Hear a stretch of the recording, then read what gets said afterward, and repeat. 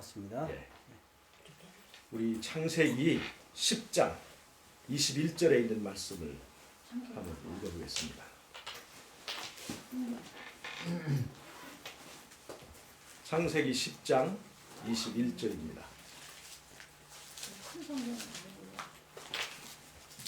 찾으신 분 크게 읽어주세요. 창세기 10장 21절입니다.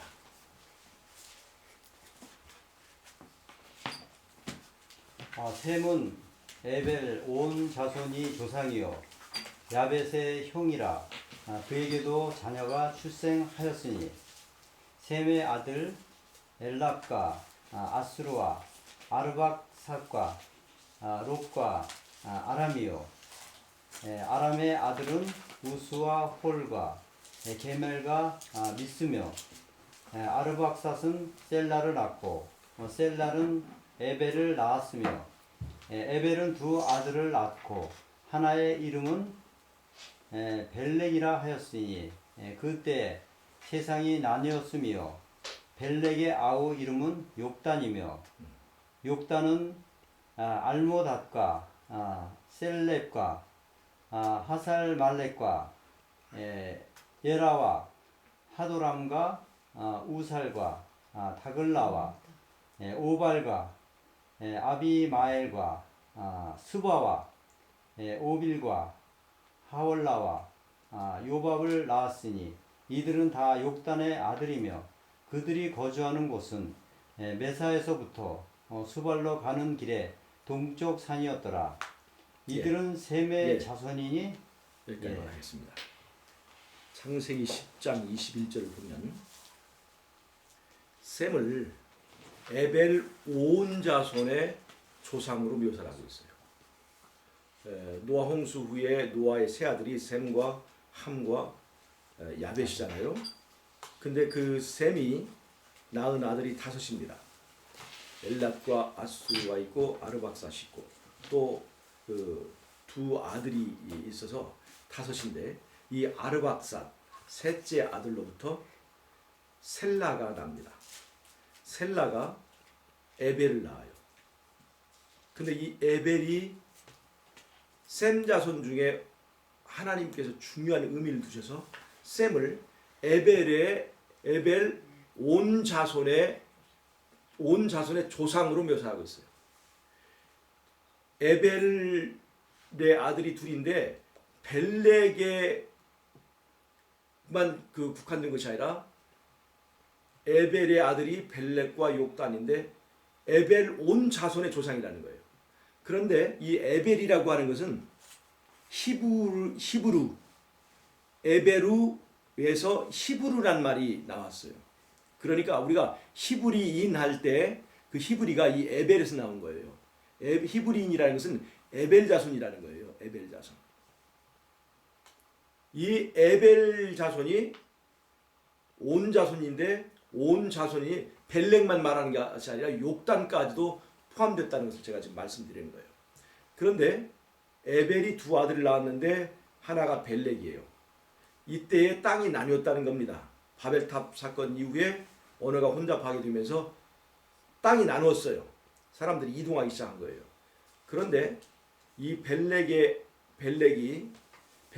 아들들이 후손들이 저쪽 남서쪽으로 내려가서 메소포타미아에서 이제 아브라함이 태어났고 그 아브라함을 통해서 이제 가나안 땅에 나라를 세웠는데 그것을 이스라엘이라고 하는 거예요. 그래서 이스라엘은 무슨 자손이에요? 히브리 자손이에요. 에벨 자손이에요. 셈 자손 중에서 특별하게 구별된 에벨 자손이란 말이에요. 그런데 이 에벨 자손은 벨렉의 자손만 있는 게 아니에요. 거기 욕단이라고 하는 둘째 아들이 있어요. 그 30절 창세기 10장 30절을 보면 에벨은 두 아들을 낳는데 그 욕단이 여러 아들을 낳습니다. 26절에 보면 여러 아들을 낳았어요. 그런데 30절에 보면 이 욕단은 메사에서부터 스발로 가는 동쪽 산에 거하였다 그렇게 얘기했어요. 여기 이것이 굉장히 큰 의미가 있습니다.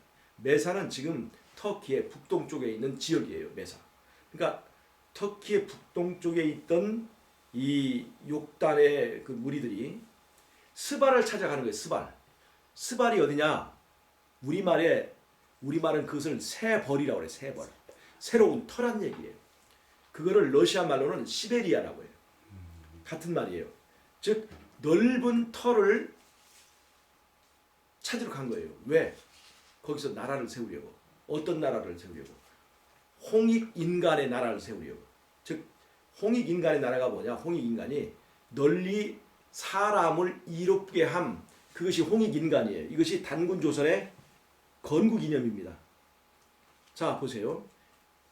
에벨 자손, 즉 다른 말로 하면 히브리 자손에는 벨렉 자손과 욕단 자손이 다 포함되는데 그 벨렉 자손 중에서 이스라엘이 나왔고 이스라엘은 복을 나눠주는 사람. 그래서 사람을 이롭게 하는 나라예요. 이 이스라엘이 복을 나누는 나라. 하나님과 함께하여서 복을 나누는 나라. 그것이 바로 이스라엘이에요. 그걸 한문으로 하면 홍익인간이에요. 단군조선의 이념이 뭐냐면 홍익인간이에요. 널리 사람을 이롭게 한다. 널리 사람에게 복을 나눠주는 것이 이제 이 단군조선의 이념인데 홍익인간의 이념과 이 아브라함을 통해 세운 그 나라의 이념이 똑같습니다. 아브라함이 하나님과 함께하는 나라를 세우려 했던 것처럼 이 욕단의 자손도 하나님과 함께하는 나라를 세우려고 새 벌을 찾아 나간 거예요. 그 홍익인간이라고 하는 것은 괜히 홍익인간이 아니라 하나님과 함께하는 나라이기 때문에 그래서 하늘과 연결된 나라를 이기 때문에 그 하늘의 복을 나눈다는 것입니다. 자, 그런데 이 욕단의 자손이 스발, 지금의 시베리아, 옛날 고조선의 영역이에요. 고조선이라고 하는 나라의 영역, 그 새로운 터를 찾아서 이제 동쪽 산을 이제 지나가는 거예요. 그 동쪽 산이 즉 메사로부터 동쪽 산이라고 한다면 그것이 어디냐면 파미르 고원에서부터 천산 산맥을 거쳐서 알타이 산맥을 이것이 그게 다 동쪽 산맥이에요. 그래서 이 욕단의 자손들이 그 산을 넘어서 그 거칠고 힘든 산을 넘어서 무엇을 하러 갔냐면 하나님과 함께하는 나라, 홍익인간의 나라를 세우려고 그 길을 떠난 거예요. 바벨탑을 세울 때 사람들이 하나님을 잊어버리고 하나님을 도전하고 할 때 이 에벨 자손들은 하나님과 함께하는 그 사상을 가지고서 하나님과 함께하는 나라를 세우려고 그들과 함께 있지 않고 떠난 거예요. 길을 동쪽으로 떠나서 결국 그들이 도착한 것이 바로 지금의 고조선 영역이라는 것입니다. 새로운 새 벌을 만난 거예요. 그때에 이 욕단의 자손들이 이 동쪽 산을 넘어가면서 불렀던 노래가 바로 아리랑이라는 거예요. 아리랑. 우리가 아리랑 아라리요. 아리랑 고개를 넘어간다. 나를 버리고 가시는 님은 심리도 못 가서 발병난다. 그랬어요. 이 아리랑 뜻이 뭔가를 사람들이 여러 가지로 추측하지만 정확한 뜻이 없습니다. 아리랑의 정확한 뜻은 뭐냐면 알이랑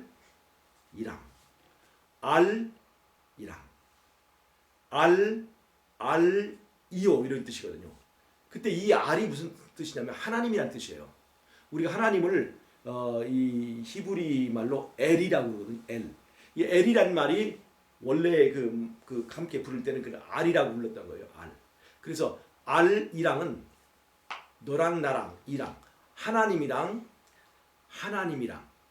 알 하나님뿐이요. 그러면서 알이랑 하나님과 함께 고개를 넘어가네. 뭐하러? 홍익인간의 나라를 세우려고 그 고개를 넘어가는 거예요. 근데 지금도 비행기를 타고 그 고개를 넘어가도 힘들고 차를 타고 가도 힘든데 옛날에 차도 없고 비행기도 없고 그럴 때 그 사람들이 하나님과 함께하는 그 나라를 세우려고 넓은 새 벌을 찾아가는데 그 길이 얼마나 힘들겠어요. 그래서 그 길을 가다가 중간에 헤어져서 그냥 그 근방에서 정착한 나라들이 있어요. 그 근방 그 천산 산맥과 알타이 산맥을 넘지 못하고 그 근방에서 남서쪽으로 빠져서 나라를 세운 것이 네팔, 티벳, 부탄 이런 나라들입니다. 저쪽 동남쪽으로 빠져버린 나라들이 캄보디아, 베트남, 라오스 이런 나라들이에요. 파미르 고원이라고 하는 것이 파미르 고원에는 뭐가 많냐면 파가 많이 나는 그 고원이에요. 파.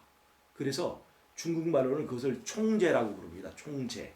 박달재, 무슨 재 할 때 그 한자로 쓰는 산을 나타내는 말이 재예요. 그래서 총재라고 쓰는데 그 총자를 한문으로 보면 이게 파를 나타냅니다. 파를 나타내는 총재예요. 파가 있는 산이에요. 그래서 파미르인데 우리나라에서는 산을 뭐라고 그러냐면 마루라고 불러요. 마루. 산마루. 산마루라고 그러죠. 마루. 그런데 파가 있는 마루, 파가 많이 있는 마루, 산. 그래서 파마루예요. 우리말로 하면 파마루야. 근데 그 파마루라고 그것을 불렀어요. 우리가. 근데 그 이름이 지금 뭐냐면 파미르야. 파마루에서 발전한 거예요. 그러니까 우리말로 하면 그것이 이해가 돼요. 중국말로 하면 잘 이해가 안 되지만 우리말로 하면 그것은 파미르곤이 왜 파미르곤인가를 설명할 수 있어요. 파가 많이 나는 마루, 파마루가 파미르가 된 거예요. 그래서 이들이 파미르곤을 거쳐서 천산산맥을 거쳐서 알타이 산맥을 거쳐서 지금의 백두산 영역에서 나라를 세웠어요. 그래서 그것이 바로 조선인데 조선 우리나라의 그 말의 계통을 뭘로 분류하냐면 우랄 알타이아 계통이라고 불러요. 그 우랄 알타이아 계통 그 근방에 사는 사람들과 말이 같다는 것입니다. 그러니까 우리나라의 언어적 계통도 알고 보면 이 창세기의 그것들을 잘 설명해주고 있다는 겁니다. 왜 우리나라 말이 알타이 계통이겠냐 이 말이에요. 우랄 알타이 계통이겠냐 이 말이에요. 그 산에서 살던 사람들이 넘어온 거예요. 그래서 우리가 남자를 뭐라 불러요? 사나이라고 부르잖아요. 사나이. 거기서 뭐라고 그랬어요? 동쪽 산에 산다고 거한다고 그랬죠. 산 사람들이 우리가 그래서 산아이, 산에 사는 아이, 사나이가 된 거예요. 사나이. 우리나라 사람들이.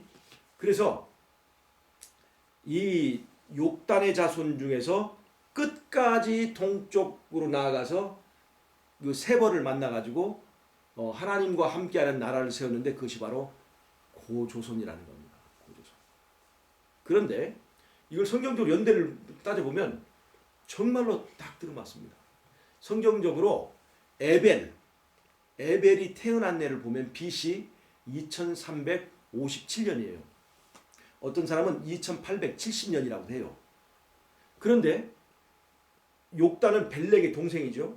욕단이라는 뜻은 단을 쌓고 제사 지낸다 그런 뜻이죠. 우리나라 고조선의 왕을 뭐라고 불렀냐면 단군이라고 불렀어요. 단군. 욕단의 자손들이 가가지고 단군 제사 드리는 제사장이면서 단의 제사 드리는 제사장이면서 왕이에요. 그래서 단군이라고 부르는 거예요. 욕단의 후손에서 그 단에서 나온 거란 말이에요. 그래가지고 이 거기서 출발한 그 욕단이 형이 2357년에 태어난 거예요. 그런데 단군 조선을 세운 연도를 보면 BC 2333년이에요. 아주 그 연도가 욕단 형이 태어난 것이 BC. 그러니까 BC 2357년이니까 BC에서는 더 나이가 그 숫자가 클수록 더 오래된 거예요. 그러니까 BC 2357년에 형이 났는데 그 두 후에 벨렉이 났겠죠? 아니, 욕단이 났겠죠? 그 욕단이 그 후에 났으니까 단군 조선의 연도는 2351년보다 57년보다 적어야 되는 거예요. 그래서 연도적으로 굉장히 일리가 있는 거예요. 그래서 한쪽 즉 에벨 자손이 벨렉 계통이 있고 욕단 계통이 있는데 벨렉 계통이 세운 나라가 이스라엘이고 욕단 계통이 세운 나라가 이 고조선이에요. 홍익 인간의 이념을 세운 나라가. 그런데 이것이 굉장히 성경적 의미가 있습니다. 예수님이 초림할 때 그 이스라엘을 식민지로 삼았던 나라가 로마예요. 로마예요. 성경에는 이 로마를 뭘로 묘사하냐면 용으로 묘사합니다. 그런데 그와 동시대 로마가 세계를 지배할 때 동양에서 세계를 지배하고 있던 나라가 어떤 나라냐면 중국의 한 나라예요. 근데 이 한 나라도 자기들을 뭘로 묘사하냐면 용으로 묘사해요. 용으로. 중국을 용으로 묘사하기 시작하는 것이 바로 한 나라 때예요. 그러니까 서양을 주름잡는 용 로마가 있었다면 동양을 주름잡는 용 한 나라가 있었어요. 그때 이스라엘은 즉 벨렉 계통 히브리 자손인 이스라엘은 로마의 식민지가 있었습니다. 식민지로 있었습니다. 근데 한 나라가 세계를 지배, 동양을 지배하던 그때에 조선은 어떤 위치에 있었느냐? 한 나라의 식민지로 있었어요. 똑같이 식민지로 있었어요. 즉 히브리 욕단 계통의 히브리 자손은 그때 용의 나라인 한 나라의 식민지로 있었어요. 그래서 우리가 그 이제 역사를 연구해 보면 한사군이라고 하는 한사군 시대에 있었던 거예요. 낙랑군, 대방군, 현도군 뭐 이런 그 식민지로 있었어요. 똑같이 식민지로 있었던 거야.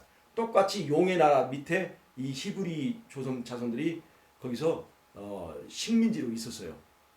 로마와 한 나라 똑같이 용의 나라인데 이 두 나라를 보면 정말로 재미있는 관계가 있어요.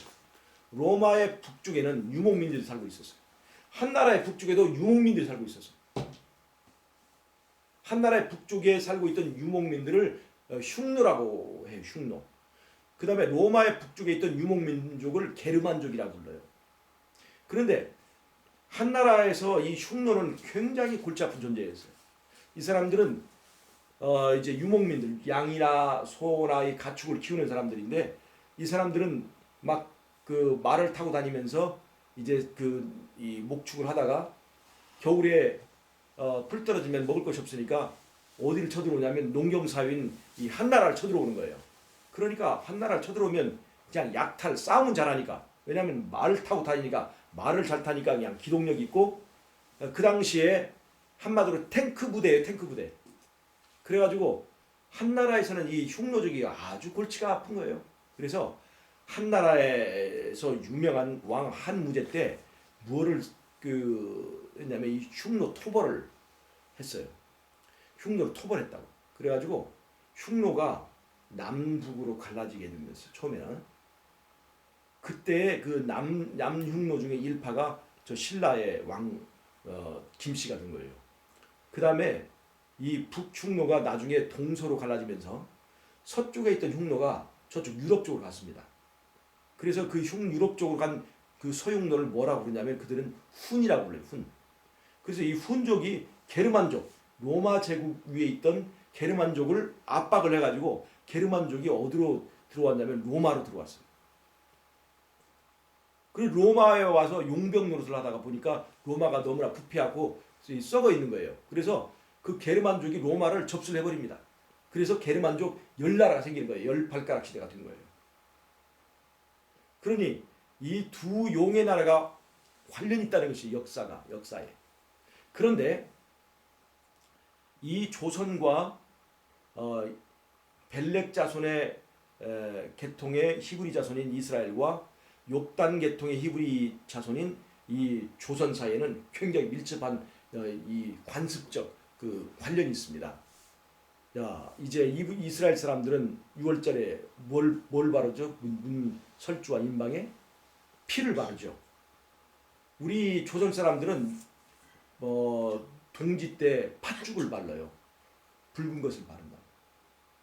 그 다음에 이 벨렉 자손은 6월절 절기를 지킵니다. 1월 15일, 음력 1월 15일이에요. 근데 우리도 음력 1월 15일에 정월 대보름을 지켜요. 그때에 이스라엘 사람들은 쓴나물과 무교병을 먹어요. 우리는 산나물과 오곡밥을 먹어요. 비슷한 풍속이 있어요. 이 사람들도 추석이라고 하는 초막절 행사를 지냅니다. 우리나라도 8월 15일 음력대 거의 날짜가 비슷합니다. 그 다음에 이 두 민족은 똑같이 배그 민족이에요. 우리나라가 배그 민족 맞죠? 그 다음에 이스라엘은 세마포를 입는 배기 민족이에요. 똑같이 흰옷을 입는 백성들이에요.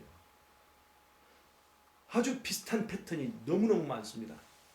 성격도 비슷하고 머리도 좋은 것도 비슷하고. 세계적으로 머리가 좋은 두 민족이 유대인과 한국 사람이잖아요.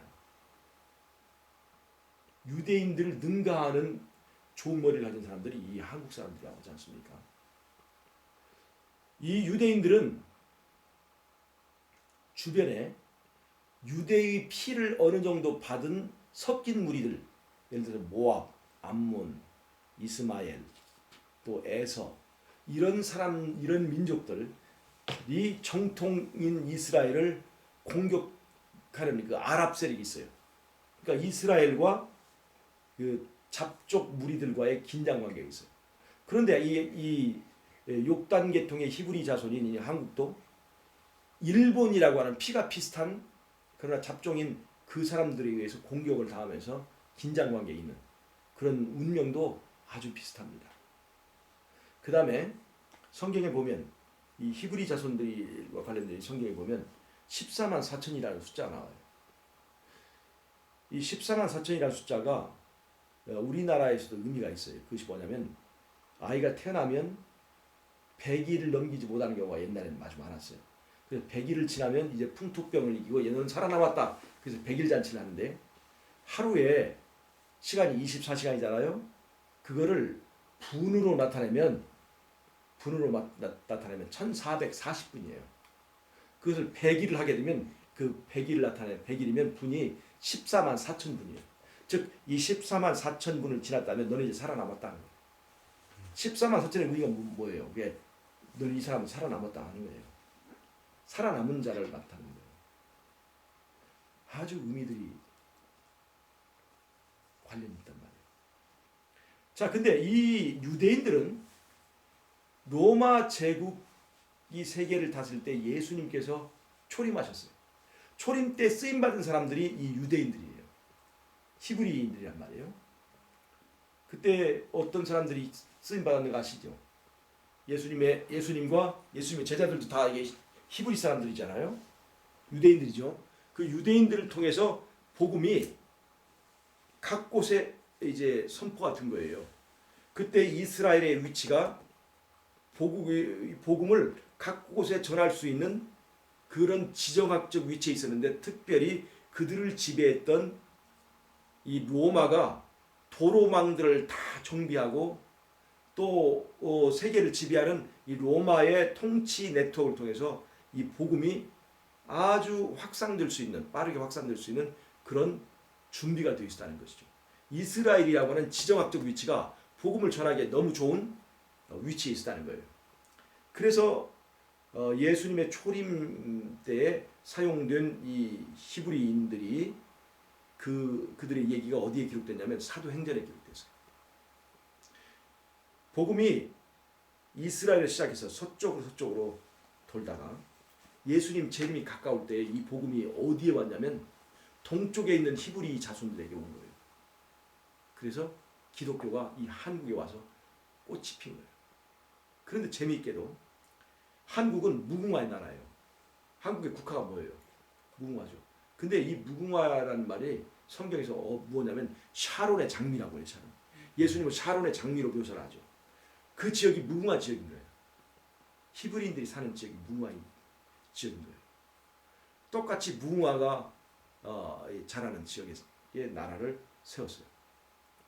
그래가지고 서쪽으로 가다가 예수님 재림 때, 초림 때 사용된 유대인들이 복음을 전했는데 그 복음이 서쪽으로 돌다가 미국을 통해서 한국에까지 와가지고 이 기독교의 복음이 일본도 아니고 중국도 아니고 한국에서 꽃을 피운 거예요. 무궁화처럼.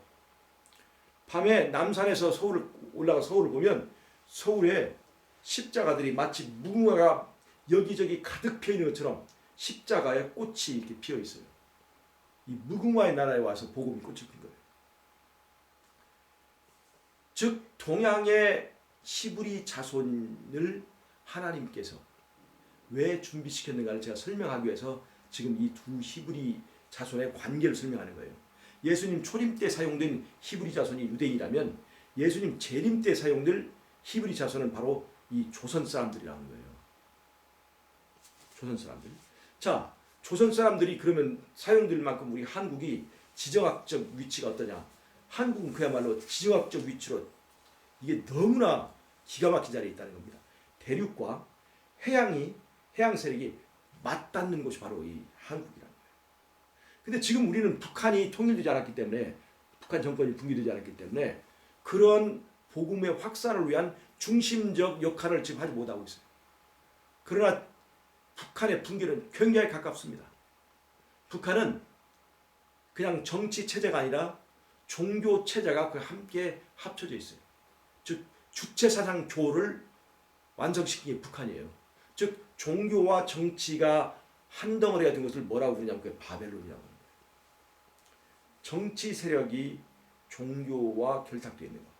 바벨론인데 북한은 정말 김일성 우상을 세우고 하나님 자리에 김일성 놔두고 거기에 경배하고 김일성 교만 존재하게 만드는 거대한 종교 집단이라고 하는 거예요. 그래서 지금 북한이 어떤 일을 하고 있어요? 핵을 만들고 있죠. 북한 바벨론이에요. 바벨탑 나라예요.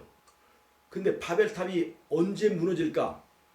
우리가 묻는다면 어떻게 하겠습니까? 바벨탑이 얼마나 높이 올라갔는가를 보면 그 바벨탑이 무너질 때가 가깝다는 걸 알 수가 있어요. 그러면 이 북한이라고 하는 바벨탑은 어느 정도 쌓아졌는가? 지금 핵을 만들어서 핵을 소형화하고 이 소형화된 핵을 ICBM 같은 대륙간 탄도탄에다 실어서 지금 어디를 겨냥하고 있냐면 미국을 겨냥하고 있어요. 왜 그러느냐?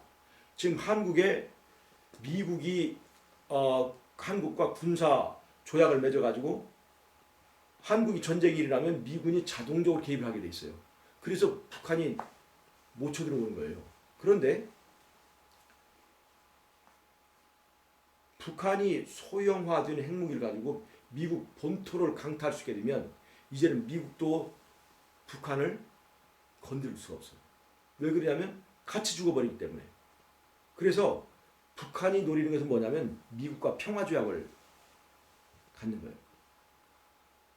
그러면 김정은 체제가 영원히 이제 두려움 없이 이제 무너지지 않고 사는 거예요. 즉 그렇게 바벨탑은 그들의 나라를 영원히 세우려고 세웠지만 근데 하나님께서 그 바벨탑을 무너뜨렸다는 겁니다. 왜? 바벨탑은 누구에 대한 도전이에요? 하나님에 대한 도전이에요. 즉 하나님과 싸움을 벌이는 게 이 바벨론 나라의 특징이에요. 즉 김정은이는 지금 미국과 싸우고 있는 것이 아니라 먼저 누구랑 싸우고 있냐면 하나님과 싸우고 있는 거예요. 근데 미국은 지금 뭐라고 하냐면 북한 핵이 소형화되면 자기들도 위험하니까 그렇게 되면 먼저 선제 타격을 하겠다는 거죠. 먼저 북한을 공격하겠다는 거예요. 왜 그럴까요? 그래야 자기네들이 위험하지 않으니까. 이 북한의 선제 타격을 지금 처음 나온 게 아닙니다. 옛날 김영삼 정부 때 핵무기를 막 만들기 시작한다는 지어줌을 받았을 때 미국에서 선제 타격을 해버리자. 원인을 그냥 처음부터 완전히 그걸 도려내버리자. 그때 김영삼 대통령이 반대했잖아요. 왜 그럴까요? 북한의 그 원자로를 공격하면 북한이 가만히 있지 않고 남한을 공격할 거란 말이에요. 그럼 남한의 산업시설이 무너지면 남한의 경제 타격이기 때문에 이 김영삼 대통령이 그걸 반대했어요. 그래서 핵이 커진 거예요. 근데 지금 이제 미국은 이제는 자기네가 죽게 생겼어요. 그러니까 이제 남한이 망하고 하는 것은 두 번째 얘기고 자기네가 살기 위해서 선제 타격을 하겠다는 거예요. 지금 이거 대선 주자들이 공공연하게 주장했던 거예요. 그런데 중요한 것은 바벨론은 미국이 손대기 전에 하나님이 무너뜨린다는 거예요. 하나님과의 전쟁이기 때문에. 그렇다면 생각해 보세요. 북한의 핵이 소형화되고 ICBM이 대륙간 탄도탄이 미국을 타겟으로 할 수 있을 정도의 사정거리를 확보하게 되면 그때는 미국이 나설 때예요. 그러면 북한의 분기가 멀었겠습니까? 가깝겠습니까? 굉장히 가깝다는 거예요. 굉장히. 왜 우리가 이 평신도 운동을 해야 되느냐? 왜 우리가 이렇게 모여야 되느냐? 모이라고 해도 모이지도 않는데 왜 우리가 이런 일을 해야 되느냐? 그런 것들을 제가 지금 설명하려고 지금 현실을 얘기하고 있는 거예요. 북한의 분기가 굉장히 가까워요. 어떻게 분기일 것인가? 바벨론 분기 방식과는 반드시 공통점이 있어요.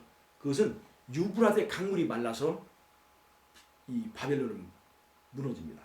첫 번째 역사적 바벨론이 그랬고 계시록의 7 나팔로 묘사되는 로마 제국의 분기가 유브라데 강물과 관련 있었고 마지막 때에 영적 바벨론의 붕괴와 여섯 번째 재앙이 유브라데 강물의 마름으로 무너지게 돼 있어요. 이 유브라데 강물이라는 것은 바벨론을 지켜주는 보호막을 말하는 거예요. 즉 믿었던 도끼에 발등 찍혀서 자기네 내부의 적에 의해서 분열되는 것이 바벨론의 멸망 방식이에요. 그러면 지금 북한이 바벨론이라고 할 때 북한에 있어서 유브라데 강물은 뭘까? 그들을 지켜주는 보호막은 그게 북한의 군대라는 겁니다. 군대의 반역이나 군대의 분열로 이 북한은 무너지게 있다는 거예요. 근데 그 시기가 언제일 거냐? 미국이 선제타격 하기 전에 그 바벨론이 무너진다는 거예요. 하나님이 손대서 무너지는 거예요. 그러면 북한이 올해 무너질 수도 있고 어쩌면 내년에도 무너질 수 있습니다. 굉장히 가깝습니다.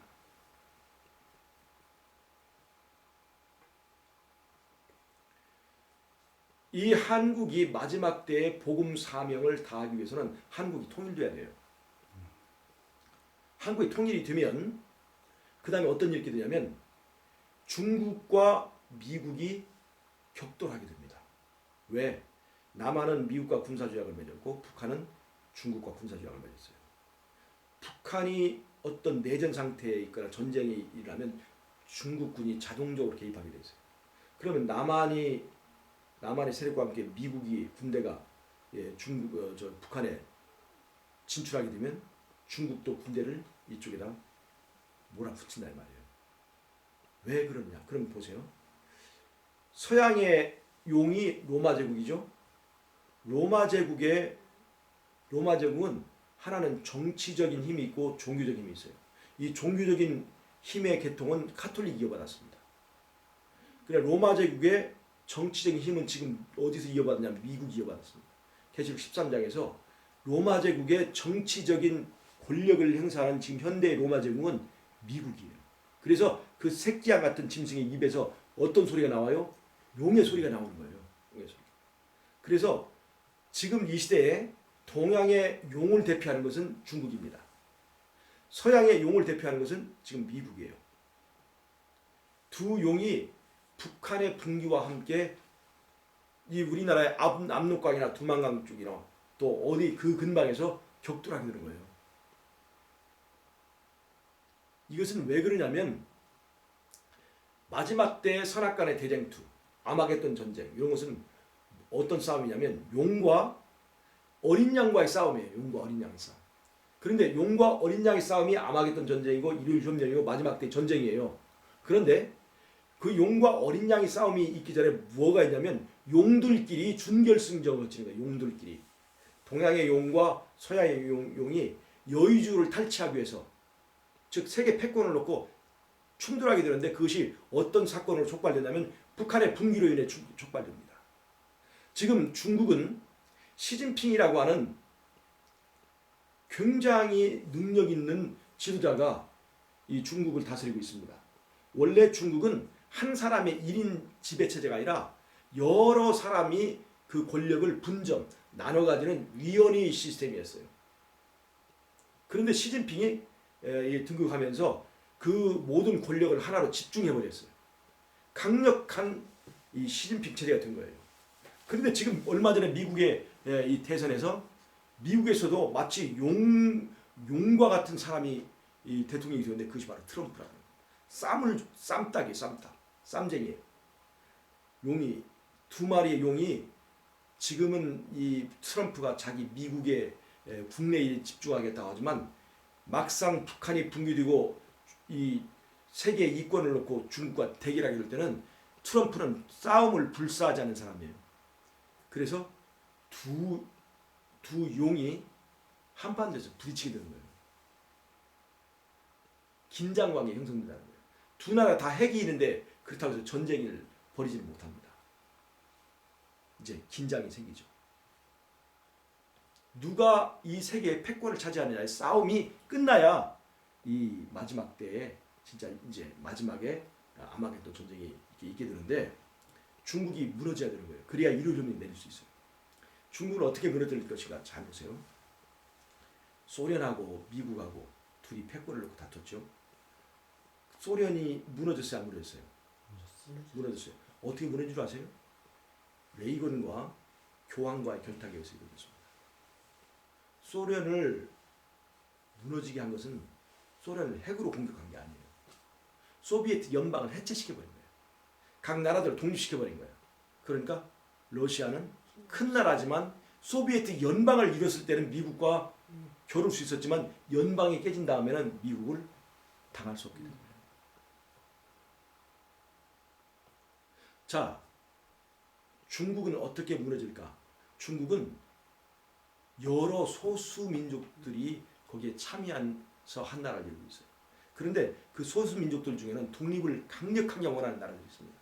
티베트, 위그르나 이런 나라들은 진짜 그냥 죽음을 불사하고라도 독립을 하려고 많이 시도했던 나라들인데 전부 다 군대로 짓밟아 버렸잖아요. 그런데 중국이 미국과 이 압록강 근방에서 북한 지역에서 준전시 상태가 되어버리면 중국의 군대가 어디로 집중해야 되겠습니까? 만주 쪽으로 집중해야 되겠죠. 미국이라고 하는 강적과 이제 만나게 됐으니까. 남중국해에서 대립하는 것은 아무것도 아닙니다. 이제 직접적인 대립이 된 거예요.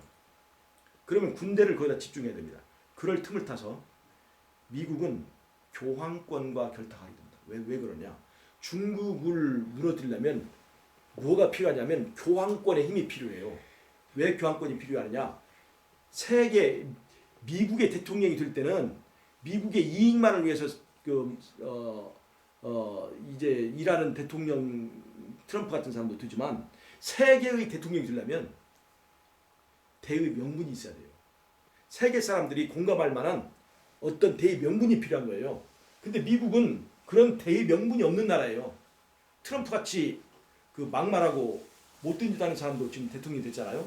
이런 사람들이 이 트럼프 같은 사람들이 세계를 통일할 수 있는 대의 명분을 가지고 있지 못하는 거예요. 그래서 뭐가 필요하냐? 대의 명분을 평화, 좋은 천사의 이미지를 누가 갖고 있느냐? 세계를 통합할 수 있는 좋은 명분을 누가 갖고 있느냐? 카톨릭이 갖고 있는 거예요. 교황이. 그래서 미국은 카톨릭과 결탁하지 않을 수가 없어요. 카톨릭과 결합함으로 미국은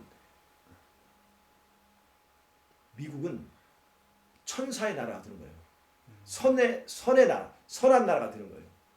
그 다음에 카톨릭이 반대하는 중국은 악의 나라가 되는 거예요. 악의. 그리고 미국이 이 카톨릭과 결탁함으로 얻을 수 있는 또 하나의 이점은 미국을 반대하는 안티 세력이 어디 있느냐? 저쪽 남미 쪽에 많이 있어요. 남미의 나라들은 전부 다 반미 세력들입니다. 그런데 그 반미 세력인 남미의 나라들을 따둑거려 줄 수 있는 것이 뭐냐면 그게 카톨릭이라는 종교예요. 왜냐하면 그 나라들은 전부 다 카톨릭을 국교로 삼고 있기 때문에 그래요.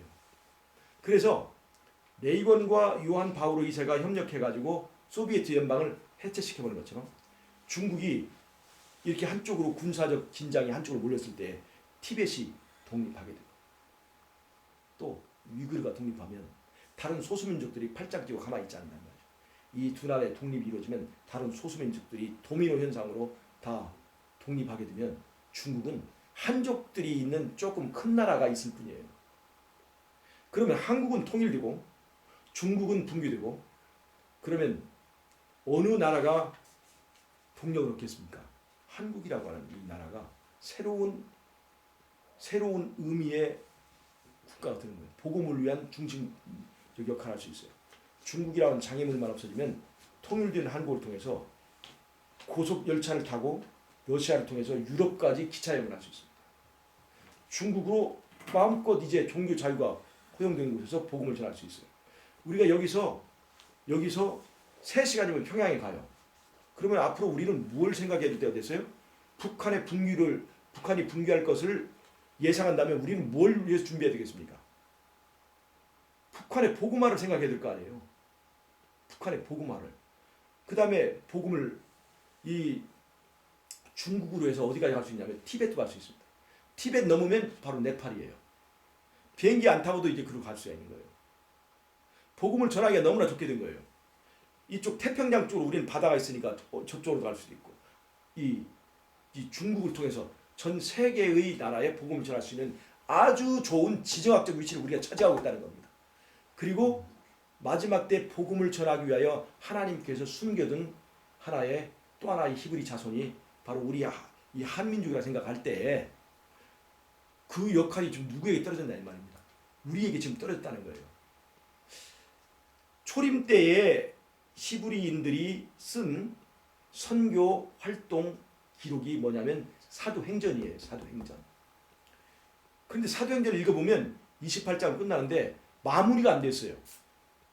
마무리가 안 돼. 이야기가 갑자기 뚝 끊어져 그냥. 다른 책들을 보면 전부 다 인사말 누구에게 뭐하고 부탁하고 뭐하고 안부와 함께 딱 마치는데 사도행전은 중간에 뚝 끊어져 버려요. 왜 그랬을까요? 그 사도행전은 2부가 있기 때문에 그래요. 그 2부가 뭐냐?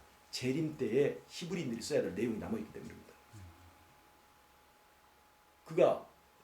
누가 그 사도행전을 써야 되겠습니까? 그것이 바로 우리 한민족의 이 기독교 사상을 가진 이 한민족이 그 나머지 부분을 채워야 된다는 거예요.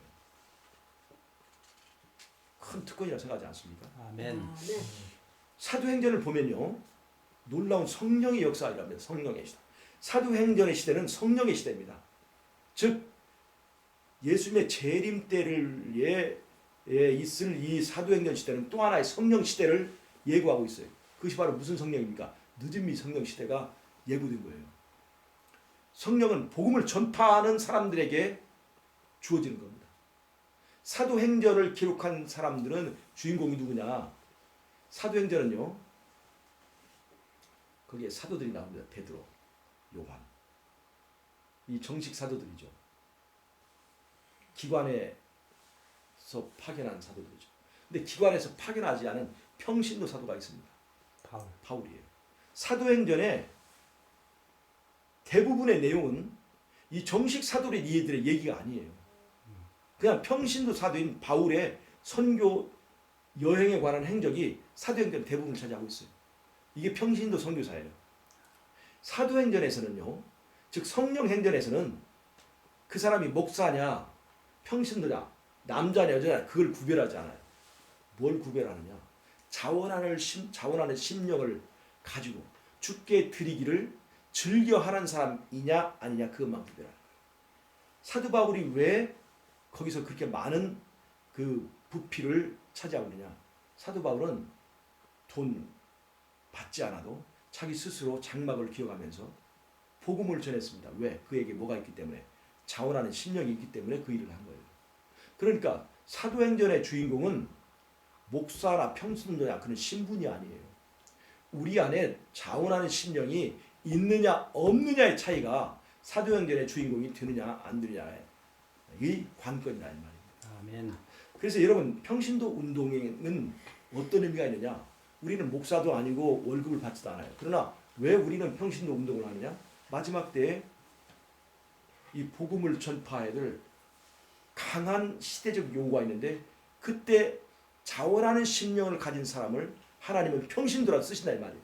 아멘. 그래서 평신도 운동은 성령 운동과 함께 합니다. 아멘. 성령 운동, 평신도 운동이 있어야 복음이 땅끝까지 전파돼요.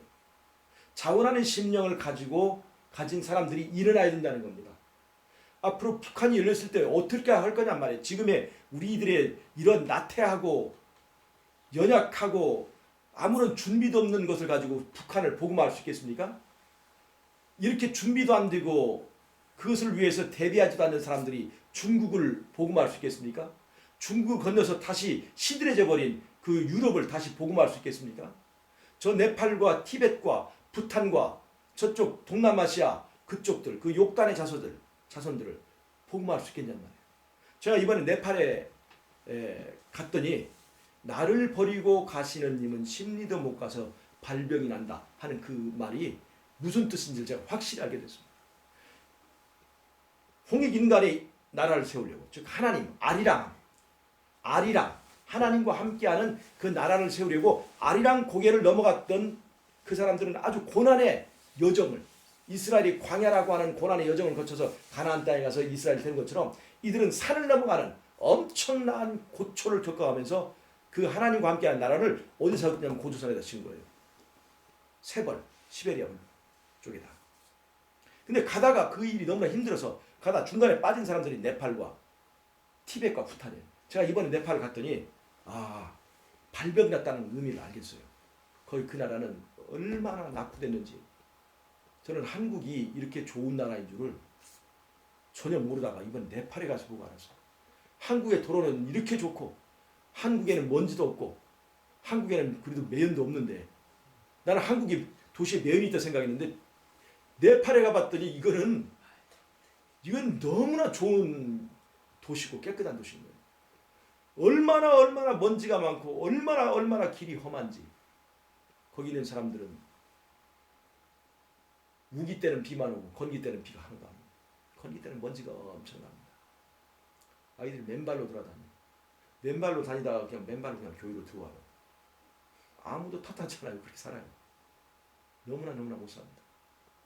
우리나라 돈은 10만 원이면 한 달을 삽니다. 월급쟁이들이 그렇게 받고 살아요. 그 장관도 80만 원을 받는다고 하잖아요. 우리나라 돈. 그런 삶을 살고 있더라고요. 발병이 난 거예요. 그들이 그 산을 넘어가는 그 어려운 여정을 포기하지 않고 하나님과 함께하는 그 나라를 건설하는 일에 그들이 함께했더라면 이 지금의 한국이 번창한 것처럼 그들은 그런 문화 혜택을 누리고 살았을 텐데 그들은 거기서 힘든 길 거기까지 갈 것이 뭐냐 다 떨어져 나간 거예요. 나를 버리고 그 길을 갔어요.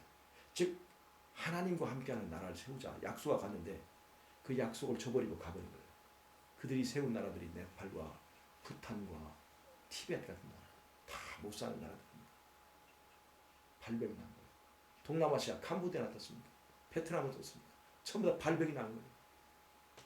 근데 그 고난의 길을 건너서 홍익인간의 나라를 세우고 결국 기독교가 꽃핀 이 한국은 마지막 때 엄청난 나라를 성장해서 한국 사람들이 네팔에 가면 엄청나게 환영을 받습니다. 제가 거기서 마지막 이제 그 공항에서 이제 그 출국 그 심사를 받는데 우리가 남한에서 왔다고 하니까 갑자기 한쪽 창구를 열어주면서 특별 대접을 해주는 거예요. 막 빨리 나왔어요. 다른 사람 줄 서고 있는데 한국 사람들이랑 남한 사람들이랑 하니까 이쪽으로 오라게 해가지고 우리가 특별 대접을 받고 빠져나왔어요. 한국이 네팔에게는 이게 꿈의 나라예요. 왜 그러냐? 이 노동자들이 일본이나 미국에 가서 이렇게 취업을 하려고 하면 외국인 노동자 차별법이 있어가지고 똑같이 월급을 본국인들과 주지 않아도 되게 돼 있어요. 근데 한국만큼은 외국인 노동자를 본국인과 차별하지 못하도록 돼 있어요. 똑같이 줘. 그러니까 한국에 오기만 오면 그 사람들은 돈을 버는 거예요. 10만 원이면 사는데 여기서 150만 원씩 벌으면 그 1년치를 더 버는 거예요. 그러니까 이 사람들이 한국에 오려고 뭘 하냐면 한국말을 배우는 열풍이 들어서 한국어 학원에 사람들이 몰려요. 왜냐하면 한국어 시험에 합격해야만 여기서 이 비자가 나오기 때문에 한국어 학원이 우리 영어 학원처럼 그렇게 발전하고 있어요. 제가 그 이제 네팔에 가서 이번에 설교를 하고 왔는데 거기서 요청이 뭐냐면 한국말로 설교하지 말고 영어로 설교를 해야 된다는 거예요. 영어로. 솔직히 한국말로 설교하기도 힘들고 빠듯한데 한국말 설교해도 내가 할 말 다 못하고 그 다음에 뭐 헛소리하고 막 그러는데 영어로 설교를 하라는데 이게 굉장한 부담이 됐어요. 그 사람들도 이제 저를 못 믿어보니까 뭐라고 했냐면 12시간이 주어졌는데 하루에 3시간씩 4일간 하는데 12시간에 쓸 그 내용을 설교문을 다 작성해갖고 오라고 했어요. 12개의 설교에 설교 본문을 다 작성해 오라는 거예요.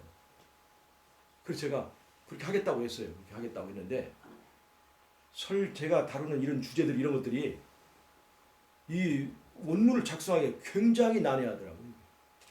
그래서 굉장히 노력을 했습니다. 제가 굉장히 고민하고 노력을 했는데 가기 전까지 설교문 하나도 못 만들었어요. 그러니 이게 얼마나 제가 부담이 됐겠어요. 제가. 그리고 한 번도 원문을 보지 않고 영어를 설교한 적이 없었어요. 해본 적이 없어요. 여러분들 지금 여기서 영어로 기도하라면 할 수 있겠어요?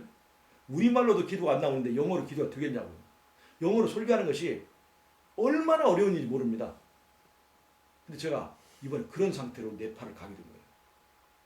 근데 제가 갈 때 하나님께서 제 마음속에 옛날 사도행전 시대에 방언을 하게 해 주지 않았는가 하는 그 마음이 딱 들어서 내가 거기 가서 복음을 전할 때 주님께서 내게 은사를 주실 것이다 이렇게 믿고 또 그것을 위해서 기도하고 왔어요. 기도하고 왔는데 제가 네팔의 공항에 가서 이제 제 중요한 짐을 분실해 버렸어요. 그게 뭐냐면 제가 가지고 있는 고가의 캠코더, 아주 고가의 캠코더와 그 부속 장비들을 이 공항에서 그냥 분실해 버렸어요. 원래 공항에 오면 우리 교회 차가 와서 그 짐들을 다 실어가기로 했는데 그때 마침 인도 대통령이 거기에 와가지고 다른 차들이 카트만두 시에 진입을 못하도록 다 막아가지고 우리 차가 카트만두 외곽에서 기다리고 있어서 어쩔 수 없이 거기서 급하게 밴 둘을 임대를 해가지고 우리 짐을 싣고 왔는데 짐을 다 실어놓고 가서 제가 제 그 캠코더를 확인해 보니까 어디 갔는지 없는 거예요. 그 캠코더가 있어야 그것을 찍고 이걸 유튜브에 보내기도 하는데 이제 얼마나 낙심이면 제가 이게 인터넷 선교를 하는 사람으로서 그 장비는 저한테 생명 같아요. 그리고 비싼 돈 주고 사갖고 거기다 우리 집사람은 그냥 싼 것 가지고 쓰지 뭐 그렇게 돈도 없는데 비싼 거 쓰냐 그러면 제가 하나님 사고할 때는 제일 좋은 걸로 사야 돼. 그래가지고 일요일 금요일 나면 돈 있어도 못 사. 그러니까 지금 다 좋은 걸 써야 돼가지고 좋은 거로만 다 장만을 했어요. 그랬더니 우리 집사람이 제가 네팔로 떠나려고 할 때 여보 거기 가면 혹시 이렇게 위험할 수 있으니까 옛날 구형 지금 찍는 이 캠코더 이거 가지고 가. 그런데 제가 우기고 새 장비를 가지고 온 거예요. 캠코더를 탁 잊어버렸는데 우리 집사람 생각이 나는 거예요. 구형 가지고 가. 구형 가지고 가는 말이 메아리처럼 달리는데 이거 집에 들어가기는 큰일 다 들렸다. 우리 집사람이 구체적으로 얘기했거든. 캠코더 그 가져가지 말고 구형을 가지고 가. 낙심도 내가 인천공항에 갔는데 불났게 비행기를 타려고 한참을 갔는데 저쪽에서 거기 차장이 저를 막 불러요. 여기 가방 놓고 간 사람이 누굽니까? 알고 봤더니 내 가방이야. 제가 저기 있던 조그만 가방. 저 안에 여권이 들어있었어요. 패스포트가 그 비행기표가 있었어요. 여권 없이 한마디만 또 비행기 앞에서 쫓겨날 뻔했었어요. 그 차 떠나버리면 제가 어떻게 하겠습니까? 비행기 놓치고 못 가는 거죠. 근데 다행히 하나님께서 그 가방을 전달해 주시더라. 그래서 그러면 그렇지. 우리 하나님께서 내가 네팔로 선교하러 가는데 하나님께서 지켜주시지. 하고 내가 즐겁게 갔단 말이에요. 그런데 네팔에서 중요한 장비를 잃어버린 거예요. 근데 제가 이제 요비 돼버렸어요. 내가 네팔에 선교하러 갔고 나에게 그 여권을 지켜주시는 하나님이 왜 카트만두에서는 잠자고 있었냐 이 말이에요. 왜 내 가방을 안 지켜주셨냐 이 말이에요. 내가 하나님 믿고 살았는데 하나님을 믿고 맡기고 다녔더니 하나님이 이 가방 캠코더를 못 지켜주시는 거예요. 이게 제가 이거 다른 사람이 그렇게 생각하는 것 같아. 이 선교하러 왔는데 당신의 하나님이 왜 당신의 그 가방도 하나 안 지켜주냐고. 제가 굉장히 낙심했어요. 의욕이 완전히 상실돼버렸어요. 제가 그거 없으면 아무것도 못하고 또 선교하러 네팔까지 와서 여기서 그 가방을 잃어버렸다. 그러니까 그 가방을 찾으러 다시 카트만두 공항에 가서 별별 막 사람들이 뛰어다니고 그런데 그때 하나님께서 제게 말씀하시더라. 욥에게 했던 것처럼 욥이 그 재산 다 잃고 건강 잃고 할 때 이럴 때도 당신이 하나님 믿는다고 그렇게 폼 잡고 있느냐고 하늘을 향해서 가르침 뱉고 탁 죽어버리지. 자존심도 없는 사람아. 그 욥의 아내의 얘기가 있잖아요. 그런 것처럼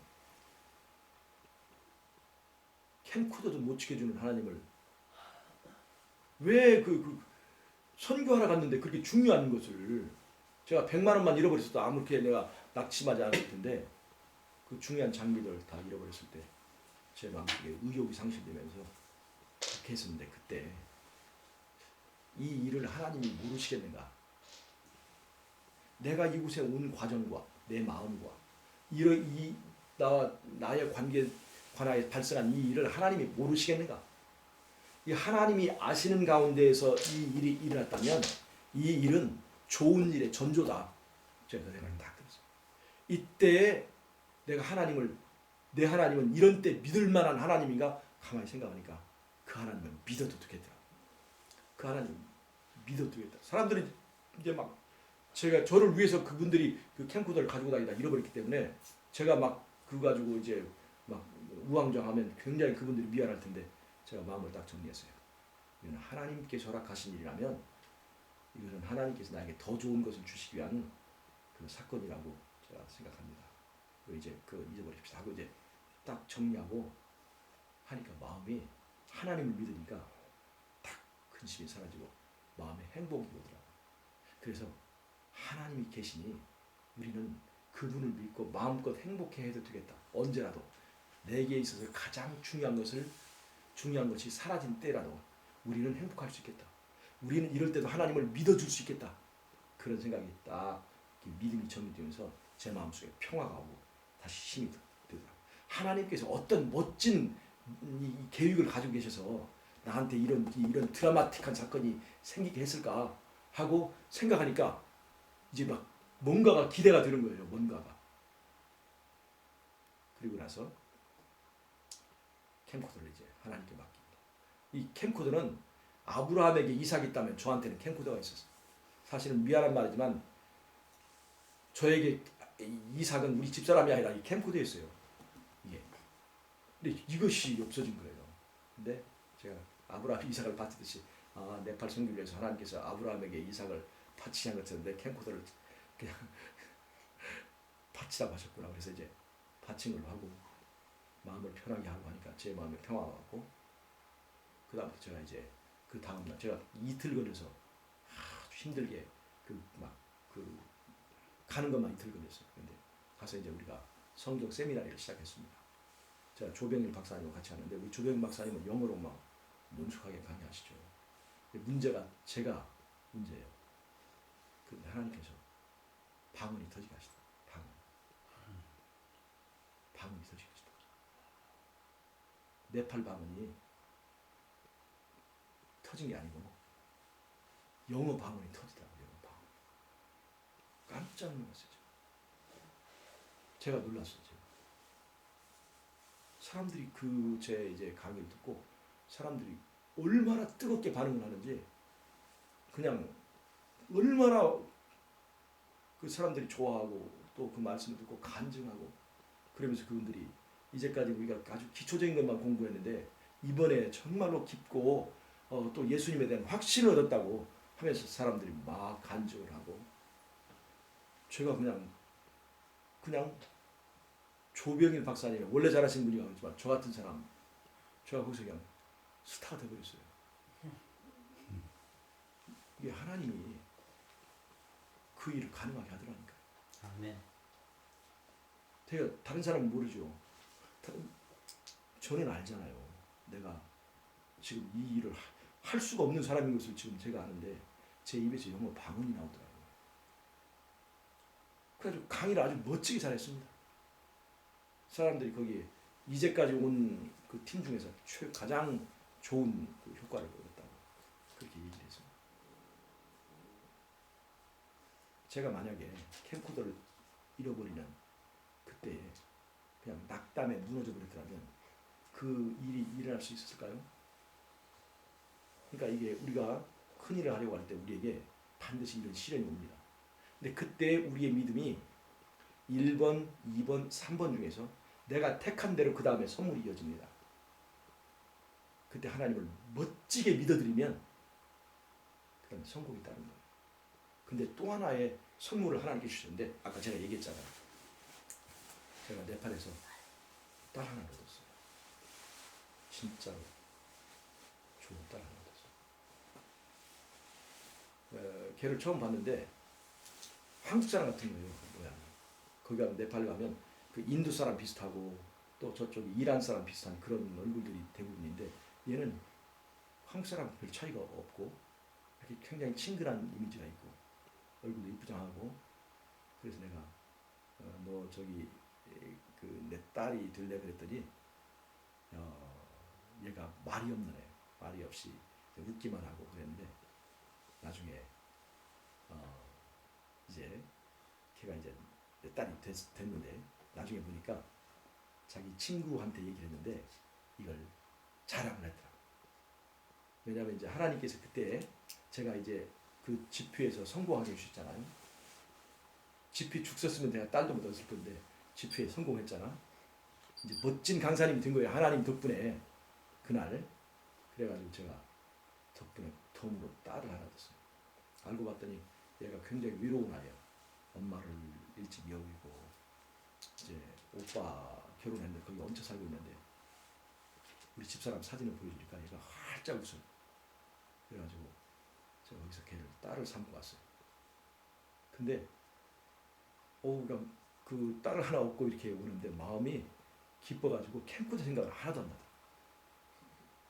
그래가지고 우리 집사람이 와서 이렇게 얘기했더니 우리 집사람이 너무 좋아하는 거예요. 걔하고 또 한 명을 데려다가 여기서 한국에서 한육대학을 신학을 공부시켜가지고 네팔로 들여보내서 네팔에 선교하게 하자. 그래서 우리 와서 우리 산수교인들과 상의를 해가지고 그렇게 하기로 다 했습니다. 그 아이들 오면 돌봐주고 또 저기 해서 장학금도 받게 하고 또 우리가 비자 받게 해서 걔들을 불러다가 여기서 그렇게 해주자 그렇게 했어요. 제가 왜 이 말씀 드리냐 이것이 바로 사도행전의 역사라는 겁니다.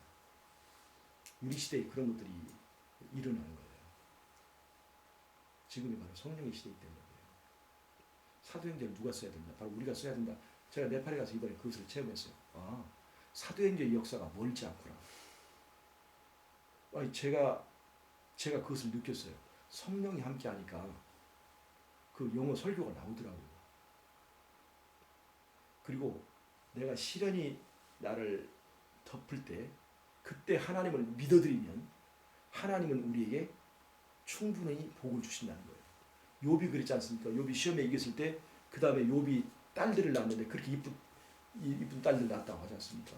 재산도 많아졌고. 그러니까 하나님은 욥이 어떤 선택을 하냐에 따라서 거기에 맞는 축복을 하실 수가 있는 거예요.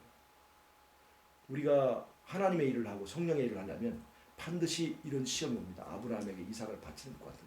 그럴 때 우리 하나님을 믿어드리는 것이 필요합니다. 그럴 때 사도행전의 선물이 와요.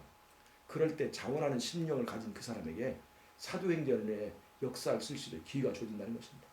우리의 평신도 운동의 방향이 무엇이냐? 바로 여기서 우리는 잡아야 돼요. 우리는 마지막 때 중요한 역할과 의미를 가지고 있는 이 역사적인 뿌리를 가진 이 나라에 살고 있다는 것이에요. 그리고 우리에게는 사도행전의 새로운 책이 열려 있다는 겁니다. 이때의 사도행전의 주인공은 목사냐 평신도냐 그것이 중요한 게 아니에요. 자원하는 심령을 가진 사람들에게 그 사도행전의 주인공이 될 수 있는 길이 열려 있다는 것입니다. 아멘. 그거는 사도행전의 역사는 저처럼 영어를 못하는 사람도 영어의 방언이 터지는 것처럼 때에 따라서는 병 고치는 은사도 나타날 것이고 때에 따라서는 말씀의 능력, 때에 따라서는 죽은 자를 살리는 그 능력도 나타나게 하실 거라는 거예요. 아멘. 내가 어떤 믿음을 행사하냐에 따라서 그게 나타난다는 것입니다. 우리 집사람이 이번 일들에 감동을 받아가지고 제가 캠코더를 다시 사준다고 약속을 했어요.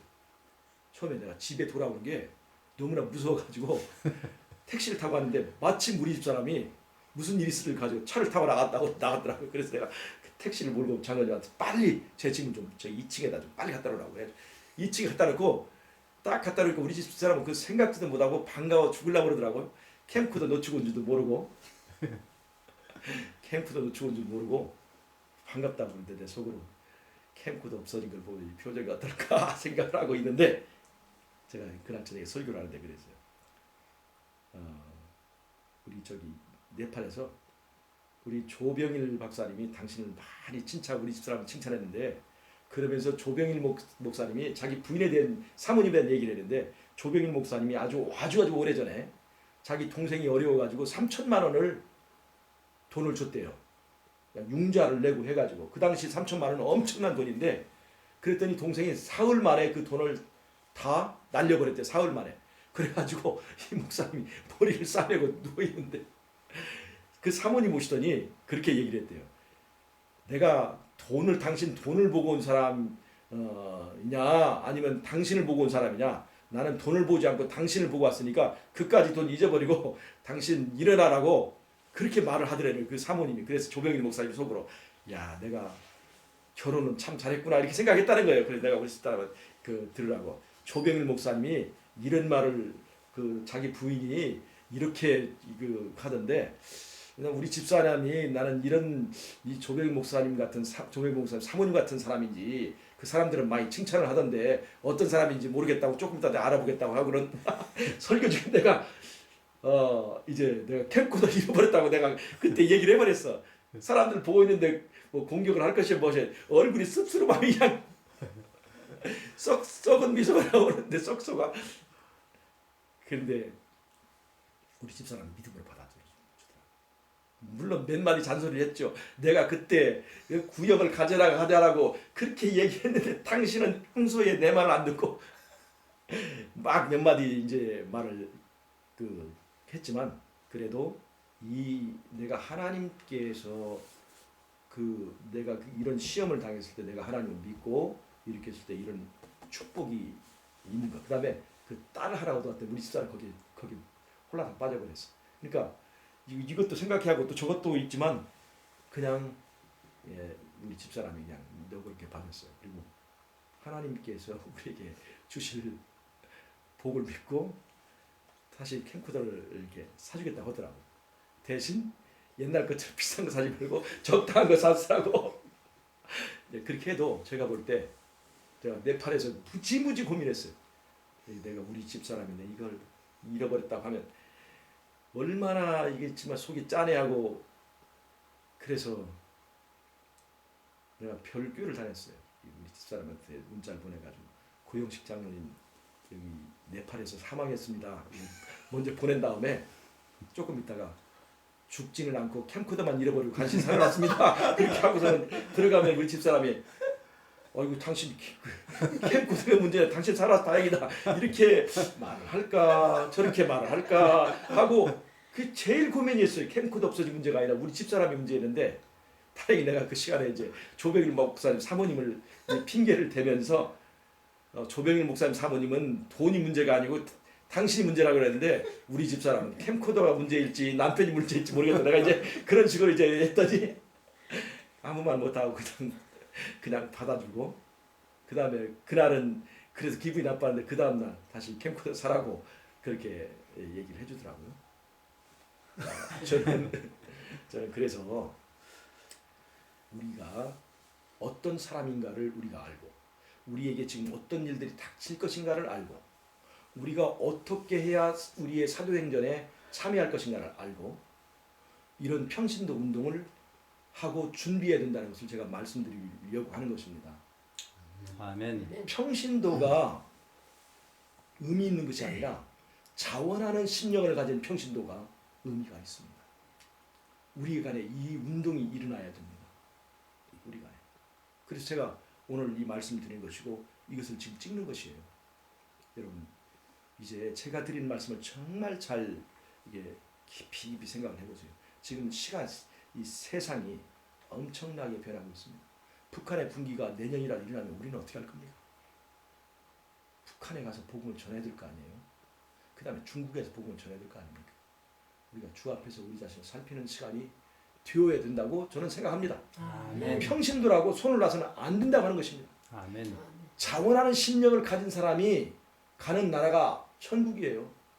믿음이라는 것은 다른 말로 하면 자원하는 심령이에요. 자원하는 심령이 없는데 내가 믿음 있다고 하는 것은 착각입니다. 우리는 그 일을 위해서 준비하는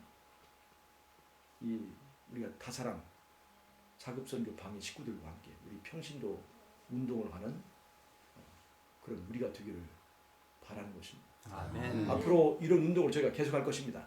오늘 비록 수는 적었을지 모르지만 이것은 시작하는 거예요. 이 일을 사람이 하면 성공 못합니다. 오는 길이 멀고 할 일이 너무나 많아서 여기 오기 어렵습니다. 그러나 하나님이 하게 해주시면 이 일이 흥왕할 것입니다. 아멘. 우리가 나서지 않으면 돌들이 사용될 것입니다. 그래서 돌들이 사용되는 것을 눈 뻔히 보고 있을 것이냐 아니면 그나마나 기회가 주어졌을 때 우리가 응할 것이냐 하는 것은 우리의 선택입니다. 여러분이 정말 이 시대의 평신도운동에 차원하는 마음으로 아멘. 참여해 주시고 아멘. 또 격려해 주시고 기도해 주시길 바랍니다. 아멘. 이 일을 위해서 우리 함께 노력하는 저와 여러분이 되시길 바라면서 말씀을 마치겠습니다. 아멘. 아멘.